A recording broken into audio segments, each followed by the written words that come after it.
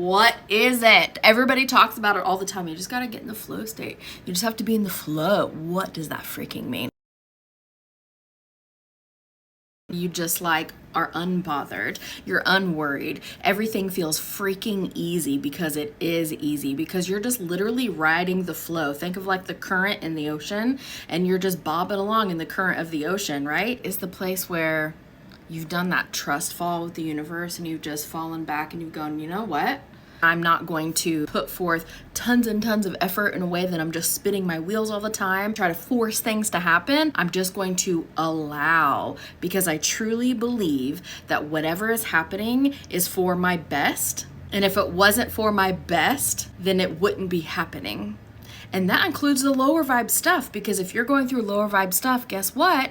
That just means that you've got some more stuff to work through. You've got some more stuff to figure out. And that's okay. There's nothing wrong with some low vibe stuff going on in your life at all. That's a gift from the universe to show you in what areas you can still rebalance. It's beautiful. There are all these different jet streams inside of the ocean, and the flow state is that one jet stream that goes really fast amongst all the other water in the ocean, right? That's the water that the turtles ride and the fish ride, because it's the easiest, because they know beyond a shadow of a doubt instinctually that they are in the fastest path. Not one of those fish or turtles that's trying to ride that wave to get hundreds of miles in a very quick way thinks, I bet if I just hop outside of this, that I can find a shortcut, that I can find a faster way. Being in the flow state is being so relaxed and not over planning and feeling good about the energy around you and not worried about what people are gonna do or not do, because it doesn't matter, because everything that's happening to you is working out for you. It's truly embodying one of my favorite mantras: everything is always working out for me. Everything is always working out for me. And if I perceive something to be a lower vibration or bad, then I have an opportunity to look at that and go, okay, where's my growth in here? I didn't end up where I thought I would yet. Do you hear that yet though? That's really, really important. I didn't end up where I thought I would yet. So where's the growth so I can get to that space, right? Any lower vibrational thing that happens to me when I'm in the flow state just feels like a pause. It's a pause. It's an opportunity to go, okay, what do we've got going on here? What kind of energy can we rebalance? What can we clear out? Where can I heal? And then you just flow right back into it after you've done the thing. That's the ride that the turtles wave. That's the ride that the fish waves. Or that's sweet, sweet flow state. To be in the flow state feels like it literally doesn't matter what other people around you are gonna do. It doesn't, because no matter what those people choose to do, everything is always working out for you, right? Everything is what, say it freaking with me, because I'm telling you, it feels so good. Everything is always working out for me. Everything is always working out for me. It is so good to freaking know that. It feels like peace. It feels like ease. It feels like all the stress and all the weight has been lifted off your shoulders when you know that you're in the flow state. That's what it feels like, because you can't be bothered. It doesn't matter. Other people's actions are irrelevant to you, because only you can create from your personal point of attraction. So you realize very consciously that what other people are doing is irrelevant. And sometimes we can overlap those for fun or for growth, but everyone is on their own individual journey. And so to be in that flow state means you are able to sit back and watch others, even those that are close to you, especially those that are close to you, and be the observer to the things that they are experiencing and going through, instead of being the participant. You participate in your own life, babes. You can still love them and care about them and want the best for them. But ultimately, when you're in the flow state, it legitimately does not matter what choices people make, because those choices reflect where they're at on their own journey, which is beautiful and amazing. And the choices that you're making reflect where you're at on your own journey. We can all be on our own separate journeys, our own separate paths, believing in different things, having different goals, and still love and support one another, because there's no contest. There's no competition when you're in the flow state. It feels so good. You can ride as high as you absolutely want when you're in the flow state, but you have to truly believe it. Bada bing, bada boom.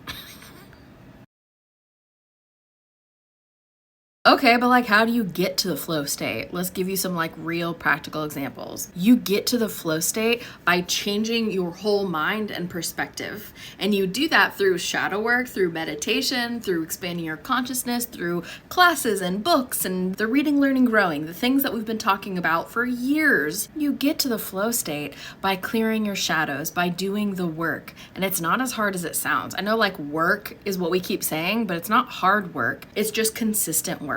You get there by consistently showing up for yourself, by changing your limiting beliefs to include all of the things that you see in your reality, by breaking generational patterns and trauma, by healing your shadows instead of taking your trauma on as part of your identity, by learning how to love yourself. That is a huge one. And you can't love yourself if you're feeling guilt about something, if you're trying to punish yourself, which is where the shadows come in. All parts on how to get into the flow state all come back to the one point of healing yourself and expanding your consciousness, allowing yourself to read about real things that are going on in the world of spirituality that would expand the way your mind thinks by showing you that other things that you never thought possible actually are possible, actually do exist on this plane that we live in. You can do that by taking classes, by listening to good spiritual podcasts, by reading good spiritual books. I've got book recommendations on my website. Link is in the bio for that. By using your intuition to follow your path of your highest joy. Everything you do all of the time to the best of your ability should be bringing you joy to some degree. And I know somebody in the freaking comments is gonna say, what about chores? And what about that I have to do the stupid stuff and I hate doing dishes? I can't be joyful about that. Okay. Can you be joyful about the fact that you had food to cook so you could eat it? Could you be joyful about the fact that you have dishes, because not everybody has dishes to wash? So even in those chores or those things that you have to do in life that you were like, this sucks, I hate doing this, there's always a positive spin that you can put on it that will help you bring joy to that task. By like taking a freaking chill pill and shaking off all of the seriousness and allowing yourself to just be you. That's how you get into the flow state. Some people just need to chill out. Some people just need to realize that like it's gonna be okay. That's actually, it's not a catastrophe. Some people could just like relax. Like calm down, like unclench your jaw. You know what I'm saying. It's gonna be okay. It's gonna be okay. If it's not okay yet, it's not the freaking end. Like, let it be okay. Just like, what if it all worked out?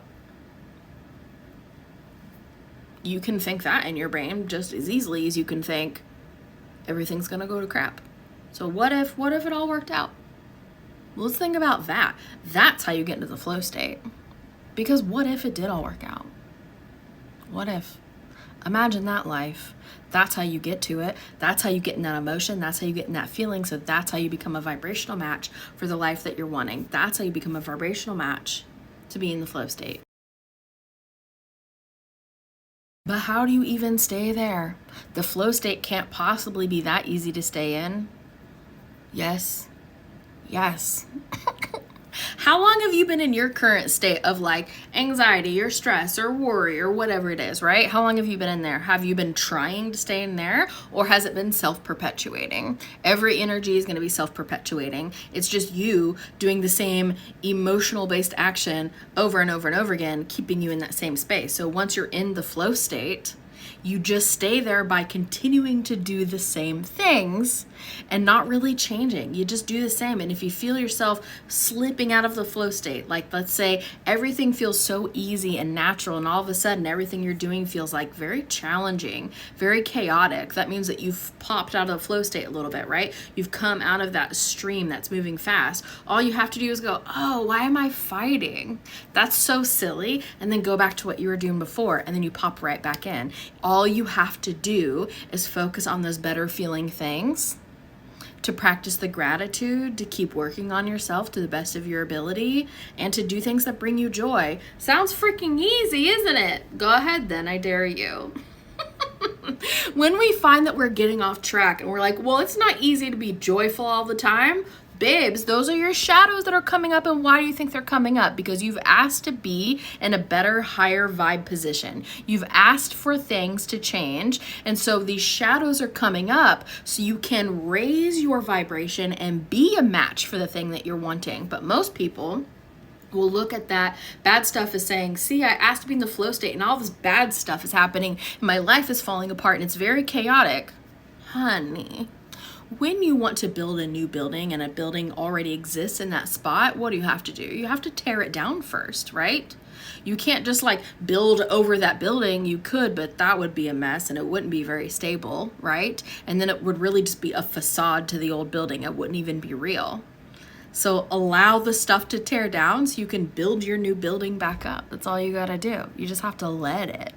Don't be a Wreck-It Ralph. Be the guy with the hammer, the fix-it. The fix-it guy. You know, the cute little cartoon guy. You could be the cute little cartoon guy and not the, oh, I'm gonna wreck it Ralph. That's going nowhere.